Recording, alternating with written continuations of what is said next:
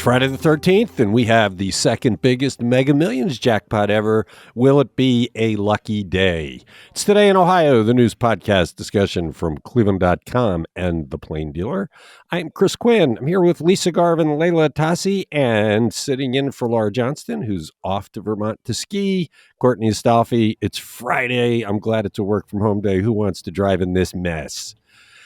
Got an interesting one to kick off the podcast today. Could Ohio become a national leader in the movement to let people make moonshine? Courtney, I love this story. It comes out of the blue, and it's just fun to talk about. I love this one too. And we could, like you said, become a national leader here, which is hilarious. The state of Missouri legalized home liquor production back in 2014, but other than that, we could be a trailblazer. It doesn't appear that any other state has gotten that far. So where we are now is the Ohio Senate introduced a bill Thursday that's going to allow Ohioans to make up to 200 gallons of homemade moonshine or liquor without a permit, as long as they don't sell it. Now, this is at the beginning stages. It just got introduced, right? So we have to see if it does go through and we do become that national leader. But, this proposal's interesting. You can make up to 100 gallons of homemade liquor for every 21, if there's a 21-year-old in your household. And if there's two people that are 21-year-old or older, you can make a second batch. You can get up to 200 gallons. And like I said, there's no selling this liquor. You can give it away, family, friends. You can serve it on your own private property. But here we go. Let's see where this proposal goes. Well, the parallel for me is the home brewing phenomenon. I made beer for years before I got diagnosed with celiac disease, and then I didn't make it for 15 years, and then you could again because there were grains you could make. But making beer in America was illegal from Prohibition until 1978, which is ridiculous because to make beer, you soak some grains in hot water, you convert the starch to sugar, you throw some yeast in to eat the sugar, and that creates the alcohol. That's beer. It's like the most natural process. But for 50 years, we were not allowed to do it in this country. And then after 1978, lots of the states had to approve it too. I've always wondered why the prohibition on making liquor. There is an added element of danger. I don't know if people are aware, but if you distill things like that have alcohol in them, the vapor that comes out of that, if you don't chill it back to its liquid state, is explosive. And if it touches a flame, it blows up. So you probably don't want to do that in close quarters because there is that danger.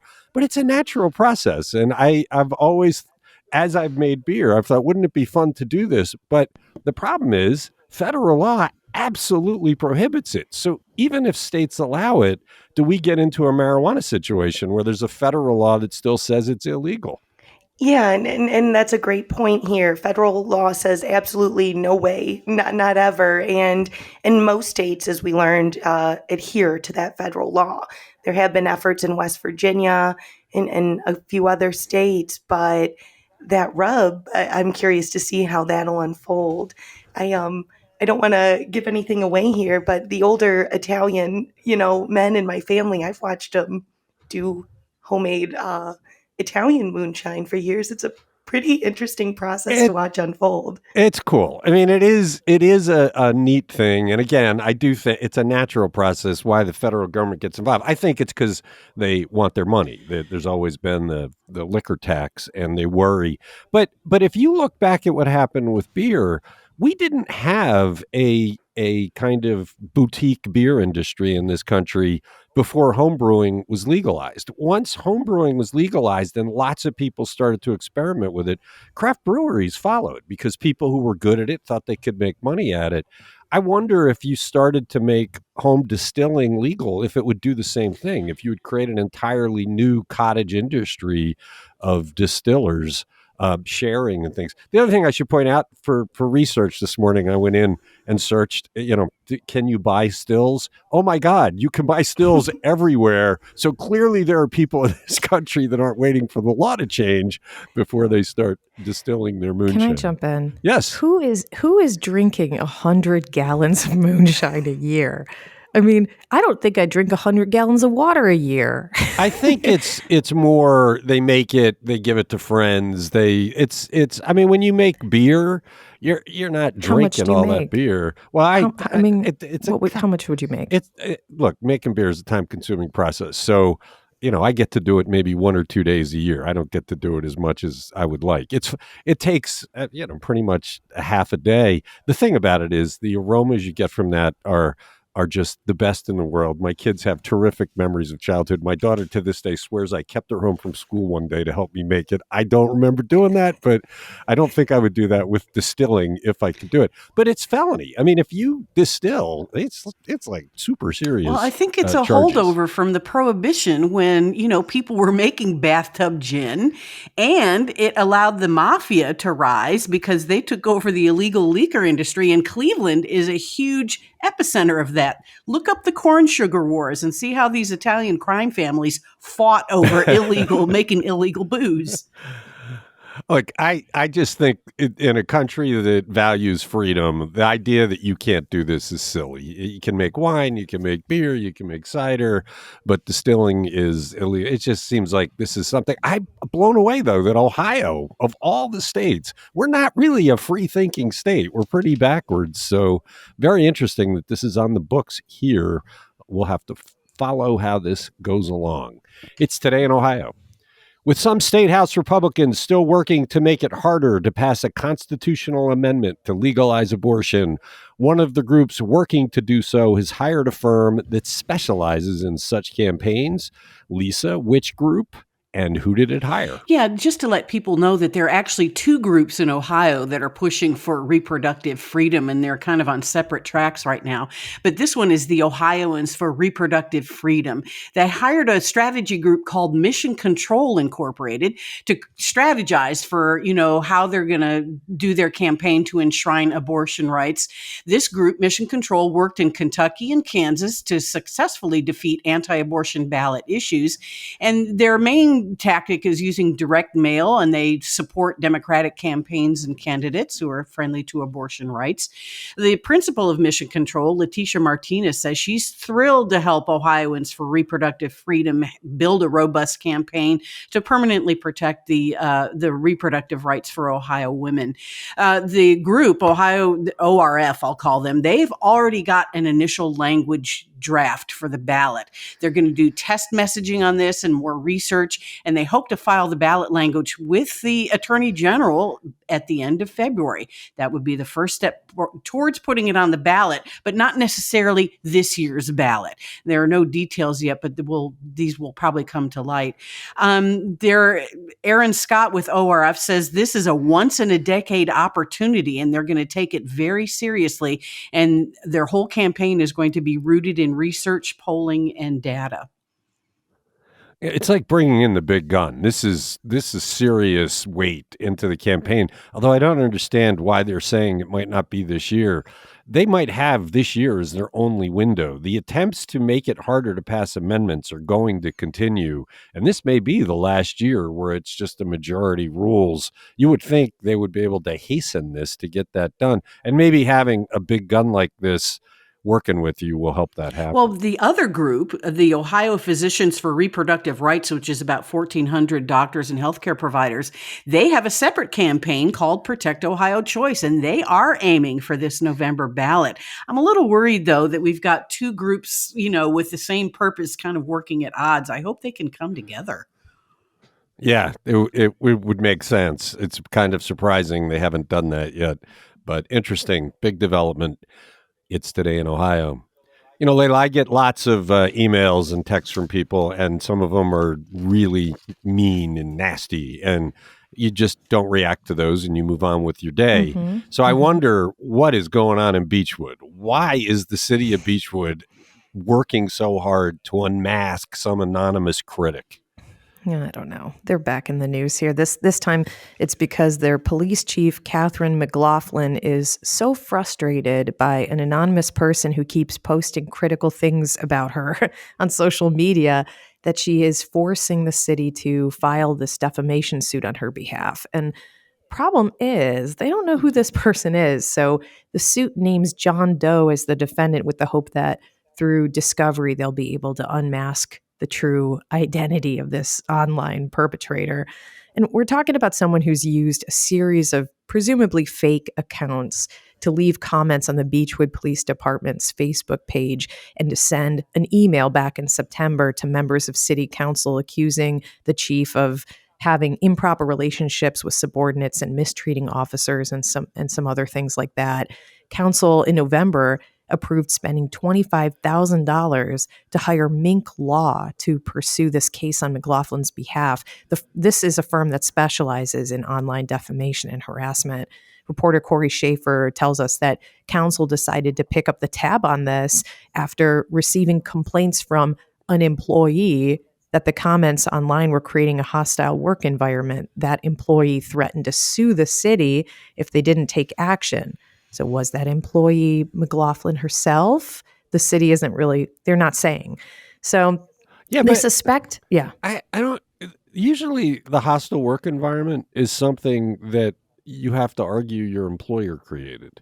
And there's lots of hostility out there in all sorts of professions, but that you don't get to claim hostile work environment. That seems bogus to me. It doesn't seem like the taxpayers should be footing the bill. It absolutely doesn't. And it feels like they're doing some gymnastics to create, to manufacture a justification for why the taxpayers are paying it.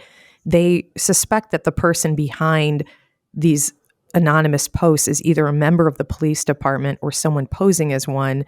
And, the city council president issued a statement that says that if one city worker is doing something that's impacting a coworker's ability to complete their work, it's basically the city's duty to ferret that out and stop it. But if it turns out that the author of these posts doesn't work for the police department, then they say they'll stop the litigation. But this is a highly controversial move by the city. Corey spoke to some First Amendment experts who said none of the comments online appear to be defamatory and that citizens have the right to criticize the government and to remain anonymous while they're doing that, even if the city uncovers the poster's identity and it turns out not to be a city employee, that person's cover is blown. And so, this feels like another Beechwood not doing the right thing here with taxpayer dollars. Right. It's completely wrong. And the other thing, anybody that's ever been in this kind of situation knows the way you deal with it is to just completely ignore it.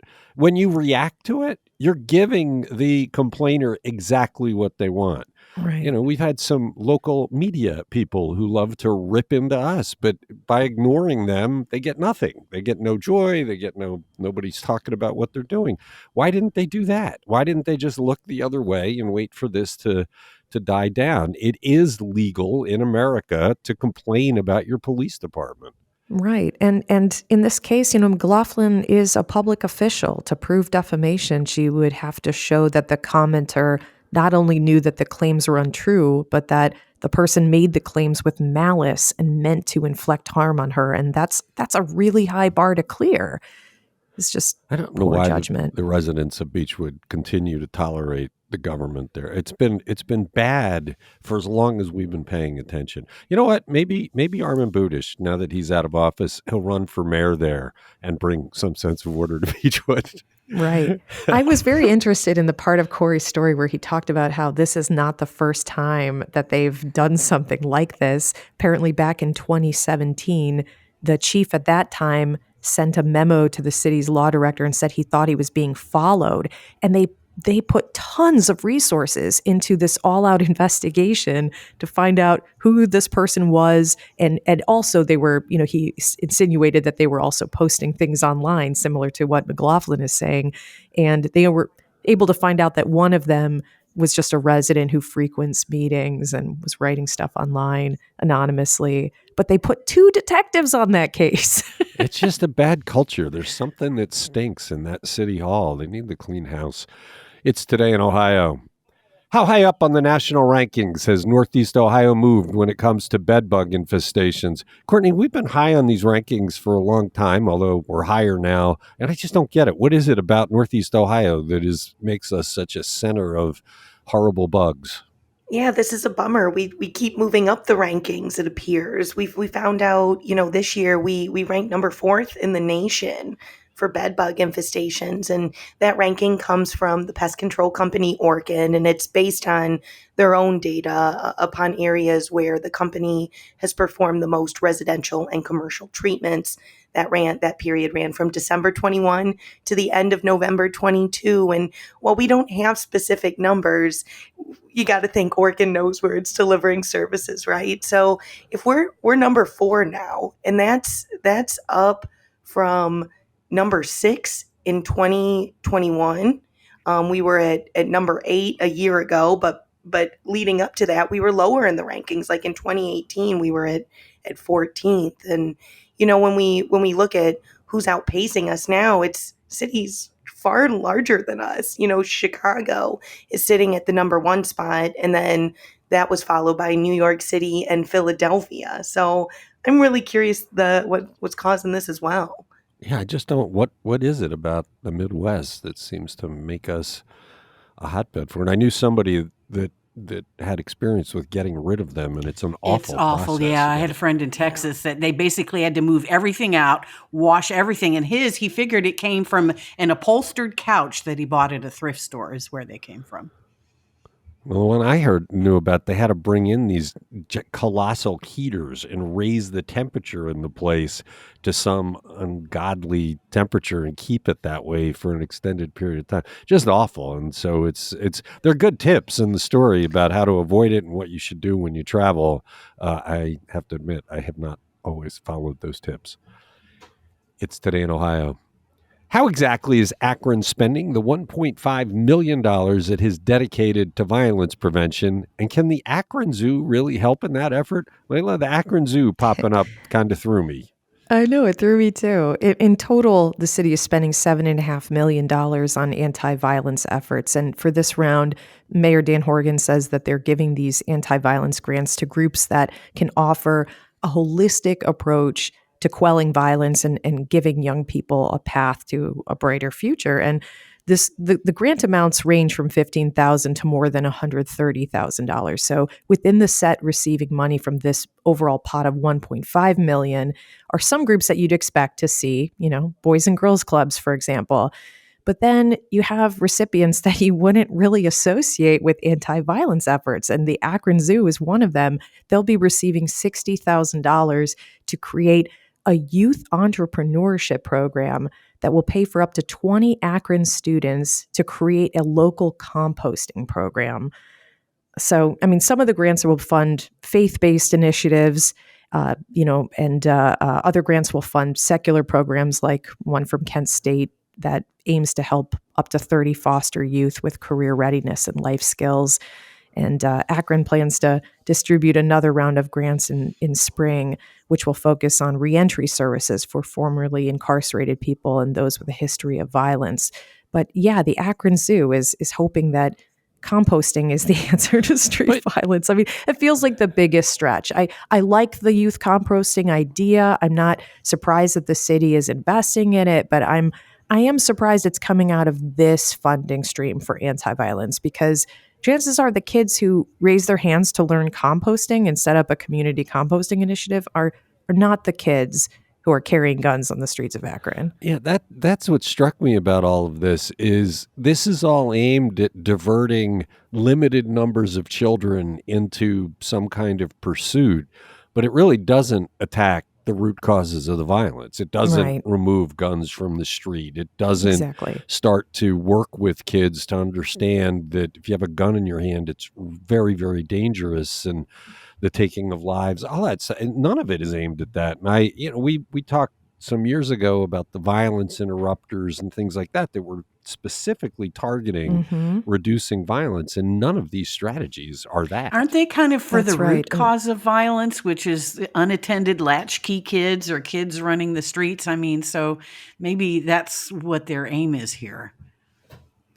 I think the Boys and Girls Clubs are really toward that mission of giving children a safe place to do things that are constructive, and that's what the Boys and Girls Clubs are for. But I'm not sure if the composting program, what, I don't know.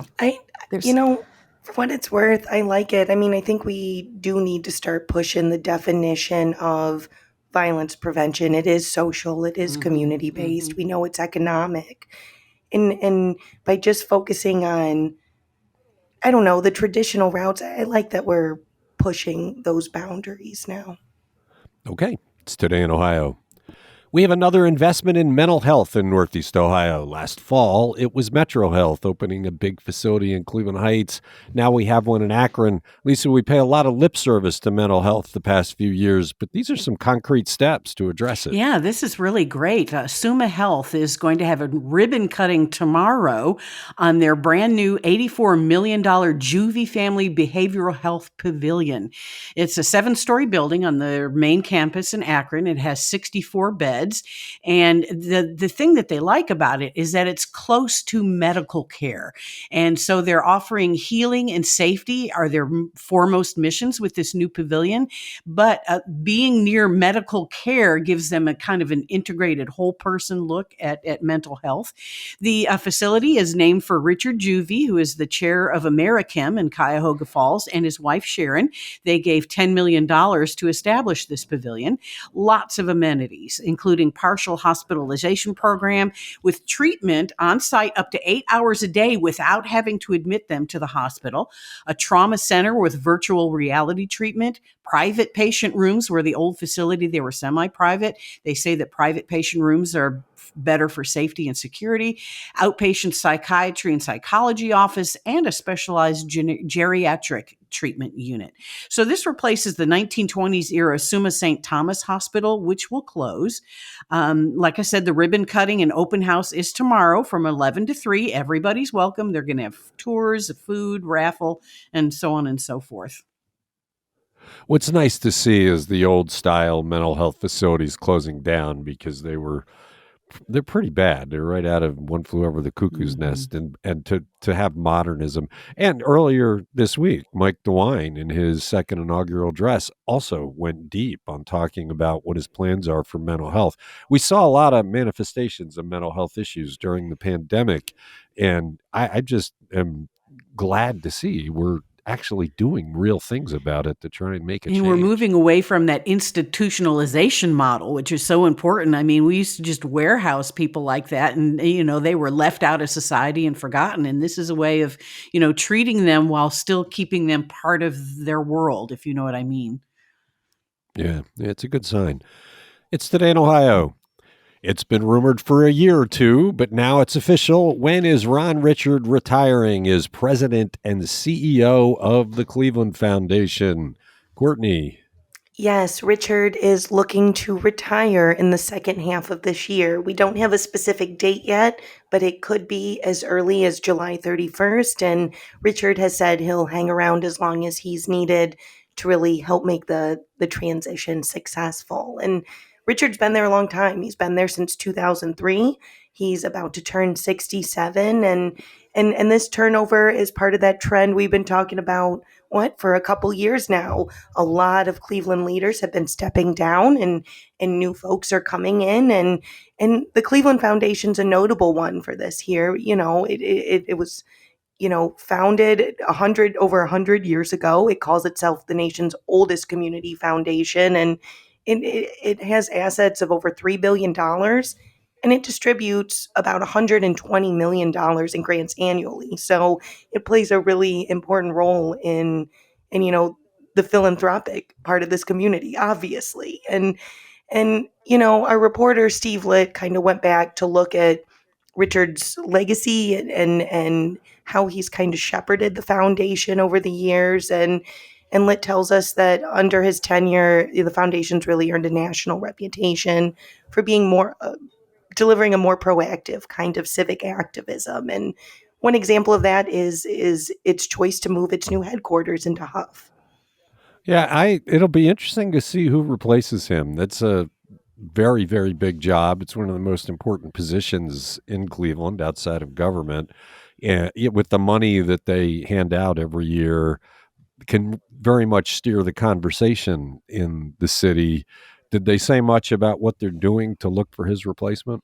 Yeah, so we heard from the chair of the board over there, Constance Hill Johnson, and she acknowledged this is a big deal, a big turning point. She said the board's already hired a consultant to help assist with the transition and figure out the skills and qualities it's going to want in its new director. Once that work's done, the search is really going to kick off. But, Hill Johnson said there's no firm timeline here. They want to make sure they take the time that's needed and get the right person in place. She didn't rule out bringing in someone internally as long as they kind of fulfill those values that the board eventually defines as their guiding light in this search process. Okay, it's Today in Ohio. What has happened to all the Cleveland to Arizona nonstop flights that were available as late as last year? Layla? Yeah, Susan Glaser says that a year ago there were 4 airlines that flew nonstop to Arizona. Today, there are only 2, Frontier and Southwest, after United and American bailed on offering that route. And total seat capacity on those remaining flights has dropped by more than half in the past year. So United and American say that the demand is just not there. United highlighted that they'll still offer nonstop service to a number of hot destinations like all 7 of their hubs, plus Cancun and Nassau, Fort Lauderdale, Fort Myers, and Orlando. So Frontier now has the majority of Phoenix-bound flights. They currently fly once per day to Phoenix from Cleveland. They depart at 8:45 in the morning. Southwest offers service to Phoenix twice per week on Saturdays and Sundays. The industry experts are just saying that this is really a sign of the ongoing struggles that airlines face with equipment and employee shortages. They're constantly evaluating where they can get where they can make the most money and how to use their limited resources. Okay, it's Today in Ohio. Speaking of Arizona, on a day when it's snowing, travel writer Susan Glaser also says that Major League Baseball has some changes in store for people who visit spring training. In the first season in a while that we're having a full spring training season. Lisa, what does she tell us? Yeah, of course, spring training has been disrupted. With the last normal spring training we had was in 2019, and then the pandemic did its work, and then there was a player lockout last year. So this combined to drastically reduce attendance in Cactus League games in Arizona. And baseball and tourism folks, though, were hoping that this year will be a normal season. The pandemic is not behind us, but it's in the background. And Bridget Binsbacher, who's the executive director of the Cactus League, which is 15 Major League Baseball teams that play in Arizona, she says this is a big deal. And she says the Guardians in particular may see a bump because they had such a good season last year, and usually that creates energy for spring training. So this year, spring training begins February 26th and goes through March 21st. There are 17 games at Goodyear Ballpark in Goodyear, Arizona, which is 20 miles west of downtown Phoenix. And there are 10 other ballparks within an hour's drive of Phoenix. So if you go to spring training, and I did that one year in Florida for the Astros, and we went to Dunedin to see another game. Tickets are on sale now, $12 for general admission to sit in the grassy berm, $35 for club and box seats. But Susan Glaser says hotels in the area are not cheap, and they are booking up fast in Goodyear and the surrounding suburbs. Although at the same time, there's fewer flights to get out there, so it's more limited travel. You would have thought the airlines would at least keep it going through spring training or put in a few extra flights for Clevelanders to go out there. I know it's popular, and I believe there's going to be a pent-up demand because, as you said, you haven't really been able to do this since 2019. And if you've never done spring training, it's really a lot of fun. Like I said, I did it for the Houston Astros back in, I think, 2003, and we went to Kissimmee, Florida. And they also have other, that's the Grapefruit League in Florida, and there were other ballparks, and we drove to Tampa to Dunedin to see them play there.